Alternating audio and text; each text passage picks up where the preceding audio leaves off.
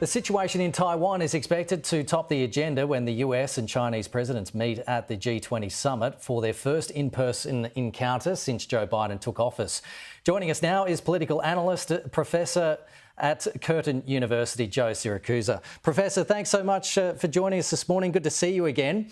So President Joe Biden says he's going into this meeting with President Xi tonight with more conviction following the midterms. What do you think is going to happen between the presidents? Good morning. Well, I think they're going to have a discussion about what they call red lines. President Biden has said that he wants to know what President Xi's red lines are, and he wants to tell him what his red lines are. And of course, over the last couple of years, we're all a little confused about what President Biden means. One day he says that the United States will come to the aid of Taiwan in the event of an attack. On other occasions, he said the United States will not tolerate the independence movement in Taiwan. So Xi, who's got some very different ideas about how this goes forward. I always thought that the issue of Taiwan was settled with the Shanghai Communique in the early 1970s. There's only one China. Taiwan's part of China, and the deal is as long as the Chinese mainland doesn't attack Taiwan, the Taiwanese do not declare independence, and they can have anything they want after that, which is exactly what their prosperity has been all about. But I think this is an important meeting because this is the kind of meeting, frankly, that President Biden should have had with President Putin before February 24th this year when Putin went into Ukraine. I mean, this is a high-level meeting. He's going to make it very clear. And I think this is important, and this is to stop a war. I mean, we have war situations all over the place.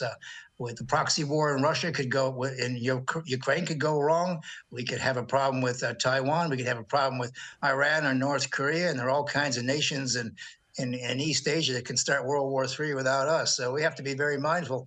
But the president will feel very elated. You know, he's the election broke in the Democrats' favor. There's no doubt in my mind that the Republican Party the GOP is dead. They're going to have to reinvent themselves, and they can do it. They have a lot of good men and women there. And I think the other thing, too, is that, as you know, Kenny, President Trump is going to declare probably tomorrow or the next day that he's nominating for the presidency. I think President Trump has become radioactive. I mean, they're going to want to get away from this guy because everything he touches dies. And look, yeah, because Republicans are actually starting to turn on Donald Trump, and he's going to be Wednesday our time, Tuesday their time, is going to be declaring his intention to run in 2024. So what are his chances now that Republicans are actually starting to blame him for not getting the red wave that everyone was expecting? The great Damon Runyon used to say, everything in life is 6 to 5 against. I suppose those are the president's odds. Look, he has to take the blame for this. And while his base may love him, other people are not going to identify their careers with him. I mean, politics is about getting elected, getting your friends elected, and it costs $50–60 million to run for these races, and they're not going to tie themselves to a losing proposition. I think maybe President Trump's time has come and gone. It was very interesting, but now we're looking for something else. But I think, you know, Josh Hawley from Missouri this morning said he thought the GOP was dead. He wants Mitch McConnell out. And, you know, a lot of guys in their 70s and early 80s in the Senate, and they don't want to give them any more leadership roles. But America is now turning itself over to the younger generation, the Gen Z and the millennials, et cetera. And America, you know, things are changing there. And then not everybody wants to go to war. And not everybody is fearful of the world.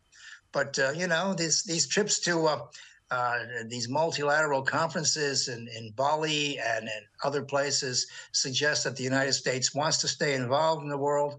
It's a balancing act, though, because everybody's following the U.S. lead, expecting the U.S. to provide leadership with China and other places. On the other hand, American policies are going to be fought at home very, very closely, as a matter of fact.